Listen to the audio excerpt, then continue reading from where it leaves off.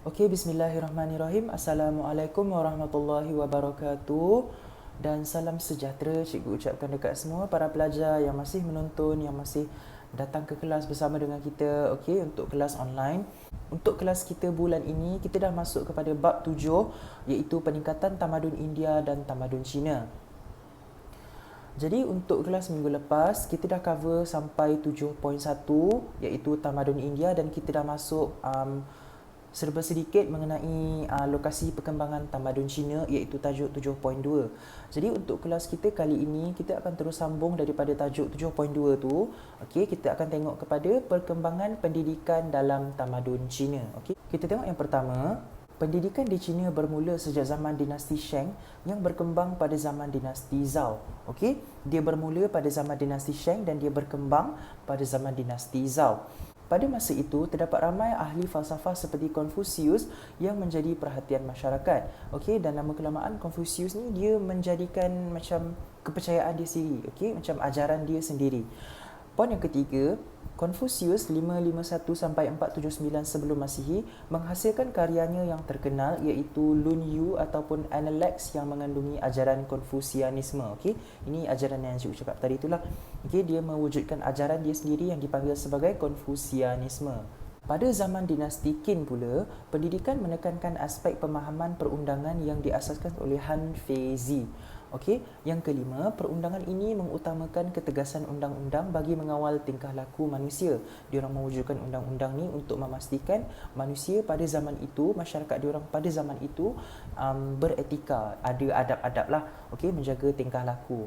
Yang keenam, sistem pendidikan juga menjadi lebih tersusun apabila Maharaja Shi Huangdi menyeragamkan sistem tulisan. Okey, jadi diorang punya sistem pendidikan pada masa itu, pada zaman dinasti Qin ni, diorang menjadi lebih tersusun. Seterusnya yang ketujuh, pada zaman dinasti Han, sistem pendidikan diperkukuhkan pula melalui penubuhan sekolah tinggi di Chang'an. Okey, jadi pada zaman dinasti Han ni diorang dah mula wujudkan sekolah dekat Chang'an. Yang ke-8, penekanan diberikan kepada ajaran Konfusianisme yang diikuti oleh sekolah di peringkat daerah dan wilayah. Jadi kita tengok pengaruh Confucius ni yang pada awal-awal yang tadi tu dia merupakan seorang ahli falsafah dan akhirnya ni dia punya ajaran tu berkembang sampai ke dinasti Han. Yang kesembilan, sistem pendidikan bertambah baik dengan terdapat teknologi pembuatan kertas yang digunakan secara meluas. Jadi pada zaman dinasti Han ni diorang dah mula menghasilkan kertas daripada pokok-pokok. Lepas tu diorang punya teknologi tu semakin meluas digunakan di sekolah-sekolah diorang. 10. Teknologi membuat kertas berjaya dihasilkan melalui campuran kulit pokok, serpihan rami kain dan juga jaring oleh Cai Lun. Okey, dia dihasilkan melalui bahan-bahan inilah. Seterusnya kita tengok slide berikutnya. Ini ialah matlamat sistem pendidikan dekat dalam tamadun Cina ni. Maksudnya apa diorang punya matlamat dalam sistem pendidikan diorang tu, apa yang diorang expect untuk capai dalam diorang punya sistem pendidikan. Okey, kita tengok dia punya penerangan. Dalam hierarki masyarakat tamadun Cina, kedudukan seseorang yang terpelajar adalah teratas dalam masyarakat. Inilah yang menyebabkan kenapa masyarakat dalam tamadun Cina ni diorang belum berlumba untuk belajar. Sebab dalam masyarakat dekat dalam tamadun Cina ni, sesiapa yang terpelajar, kedudukan diorang terletak di ke atas dalam masyarakat. Okey, macam diorang dipandang tinggi lah kalau diorang berpelajaran. Seterusnya, ini ialah matlamat dia, 5 matlamat dia. Yang pertama ialah lulus peperiksaan perkhidmatan awam. Peperiksaan perkhidmatan awam ni nanti cikgu akan terangkan dekat slide berikutnya. Yang kedua ialah mengekalkan ajaran Konfusianisme. Yang ketiga ialah membezakan golongan elit dengan rakyat jelata yang macam cikgu cakap tadi. Golongan yang terpelajar ni diorang mempunyai kedudukan yang tinggi dekat dalam masyarakat. Okey. Yang keempat ialah memilih pegawai kerajaan dan yang kelima ialah memupuk nilai moral dan juga etika dalam seseorang. Seterusnya kita tengok kepada slide yang berikutnya iaitu matlamat sistem pendidikan yang tadi tu. Sistem pendidikan dalam tamadun Cina ni dia mempunyai 3 peringkat. Okey, dia terbahagi kepada 3 peringkat iaitu pendidikan rendah, pendidikan menengah dan juga pendidikan tinggi. Macam dekat negara kita juga, kita pun ada sekolah rendah, kita ada sekolah menengah dan juga kita ada pendidikan tinggi ni IPTA lah, IPTS, okey, institusi pengajian tinggi. universiti.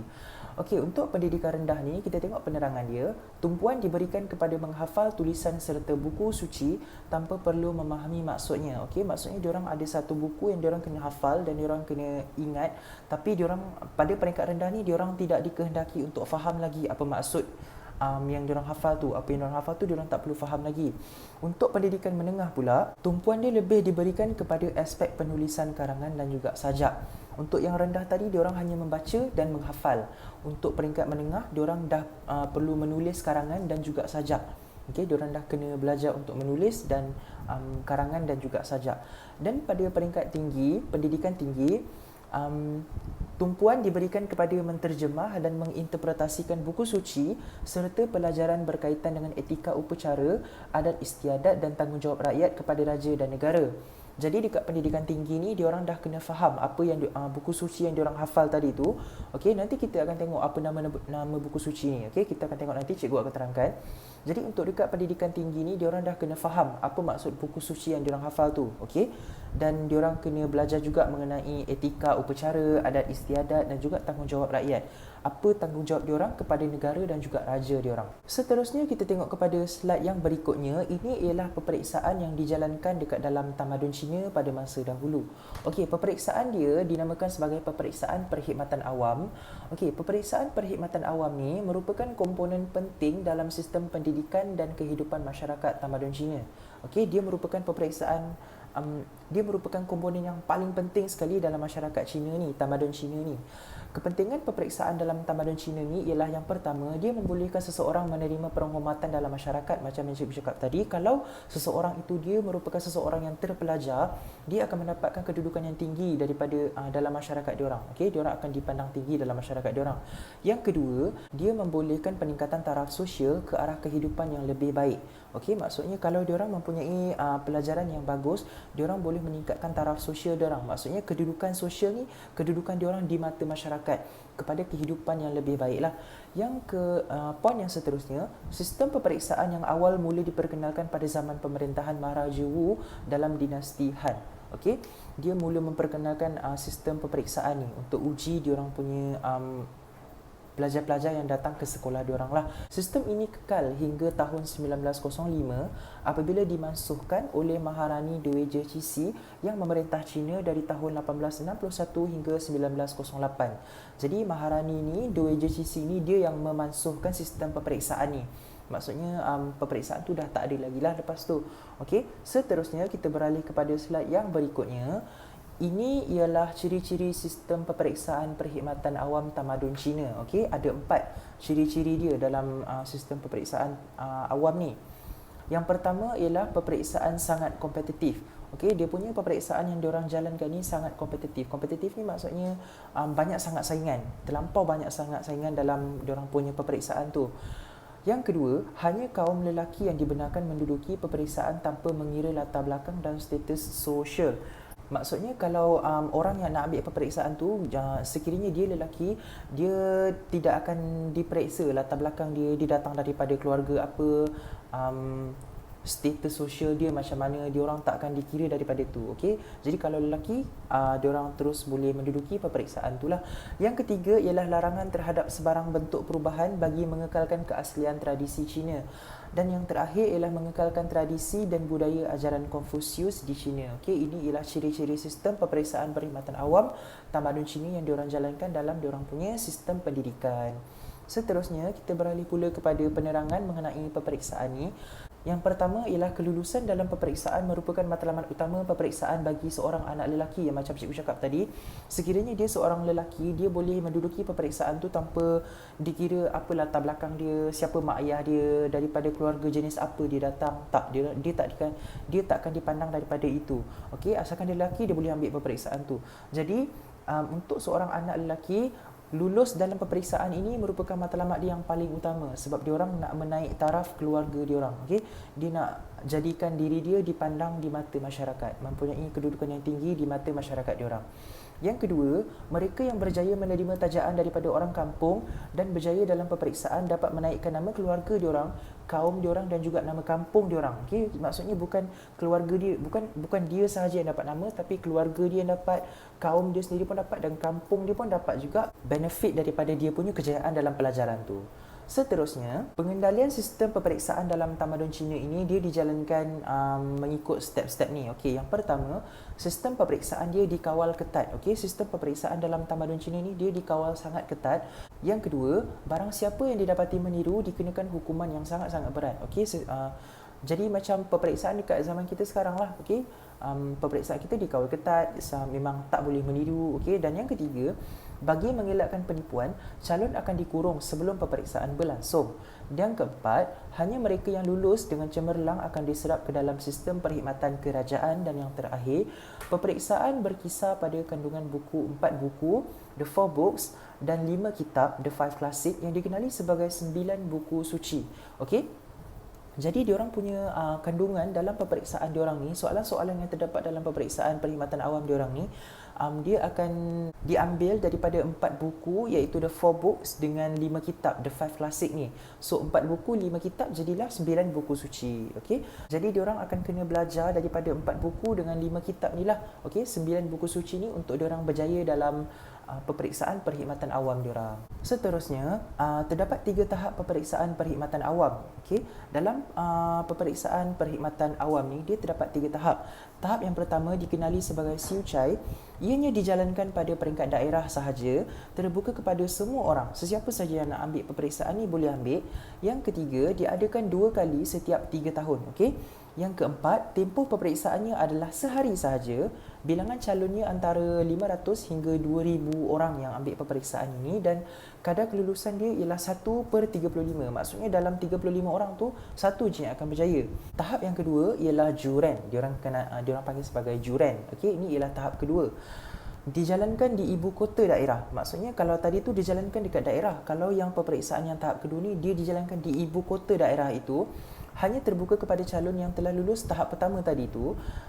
Diadakan 3 tahun sekali sahaja. Kalau yang tahap pertama tadi, dia 3 tahun 2 kali. Kalau yang tahap kedua ni, dia 3 tahun sekali sahaja. Yang keempat, tempoh peperiksaannya adalah 3 hari. Bilangan calon antara 4,800 hingga 10,000 orang, dan kadar kelulusan dia ialah 1 daripada 120 orang. Maksudnya dalam 120 orang tu, hanya seorang saja akan dipilih. Seterusnya, kita beralih pula kepada tahap yang ketiga, iaitu dikenali sebagai Jinshi. Okey, untuk Jinshi ni, ianya dijalankan di ibu kota kerajaan. Ianya diadakan 3 tahun sekali juga macam tahap kedua tadi. Dan yang ketiga, tempoh peperiksaannya adalah selama 13 hari. Okey, jadi ini merupakan 3 tahap peperiksaan perkhidmatan awam yang terdapat dalam tamadun Cina ni. Okey, seterusnya kita beralih pula kepada penerangan mengenai tahap-tahap ini. Jadi kita tengok dulu poin yang pertama. Calon yang lulus tahap pertama akan memperoleh butang keemasan yang akan diletakkan pada topi mereka.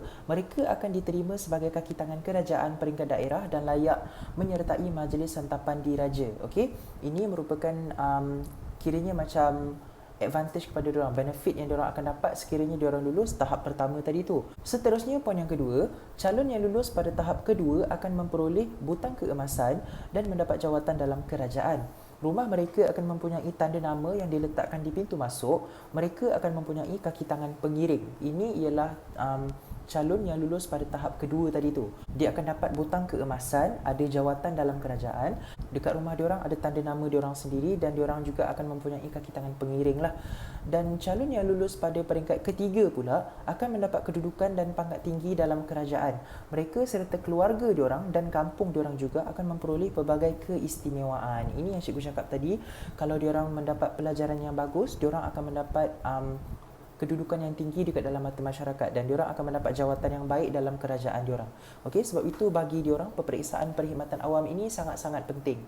Slide yang berikutnya, Poin yang pertama, sistem peperiksaan untuk memilih kaki tangan kerajaan telah menjadi contoh kepada negara-negara di dunia pada hari ini. Kalau kita perasan, dekat negara-negara di serata dunia, diorang banyak menggunakan sistem peperiksaan ini untuk tengok sama ada seseorang itu layak atau tidak untuk diserap ke dalam diorang punya kerajaan, kaki tangan kerajaan diorang. Layak ke tidak dia diambil untuk bekerja dengan kerajaan diorang. Poin yang kedua, sistem ini berjaya melahirkan banyak sarjana iaitu Dong Zhongshu, merupakan sarjana Konfusianisme yang terkemuka. Okey, nama dia ialah Dong Zhongshu. Dan yang kedua ialah Sima Qian, iaitu sejarawan Cina yang pertama yang menghasilkan karya Shiji yang mengesahkan sejarah Cina hingga tahun 90 sebelum Masihi. Okey, jadi ini merupakan dua tokoh yang berjaya dilahirkan daripada sistem peperiksaan perkhidmatan awam ni lah. Okey, diorang merupakan sarjana-sarjana yang terkemuka, yang terkenal. Seterusnya, poin yang berikutnya, perkembangan sistem pendidikan pada zaman Qin dan Han bergantung pada keamanan yang wujud dalam kerajaan tersebut. Okey, kalau dinasti ataupun zaman Qin dengan Han ni aman, maksudnya diorang punya sistem pendidikan tu akan berkembang dengan baiklah, akan berkembang dengan maju. Kalau tak, diorang punya pendidikan tu akan terkandas, terjejas. Seterusnya, poin yang terakhir, sejarah menunjukkan bahawa sistem pendidikan yang berkualiti mampu melahirkan golongan pelajar dan pemimpin yang membentuk kecemerlangan tamadun Cina. Sama juga macam dekat serata dunia, bukan dekat tamadun Cina sahaja, tapi kalau kita tengok sekarang ni pun, pelajaran ni kita tengok sebagai satu perkara yang sangat penting supaya kita boleh maju pada masa akan datang. Kita akan boleh memberikan manfaat kepada diri kita sendiri, kepada keluarga kita sendiri, kaum kerabat kita sendiri dan juga pada negara kita sendiri. Okey. Jadi itu pentingnya untuk kita belajar, menuntut ilmu. Jadi cikgu rasa sampai itu sahaja dulu untuk kelas kita kali ini. Ini ialah kelas kita yang terakhir sebelum pelajar semua menduduki peperiksaan untuk minggu hadapan, untuk bulan Jun punya peperiksaan. Jadi untuk kelas kita kali ini, cikgu nak pelajar semua buka modul yang dah diberikan ini. Okey, buka modul ini dan cikgu nak pelajar semua buat latihan yang terdapat pada muka surat 13 dan juga 14. Pada muka surat 13 dan juga muka surat 14. Dua muka surat ini sahaja. Okey, buat pada latihan pada muka surat ini sahaja. Kalau ada soalan yang kurang faham, ada penerangan cikgu yang kurang jelas, boleh ajukan soalan kepada grup WhatsApp yang dah disediakan. InsyaAllah cikgu akan try jawab. Dan insyaAllah kita akan jumpa lagi untuk kelas akan datang macam biasa. Assalamualaikum dan salam sejahtera.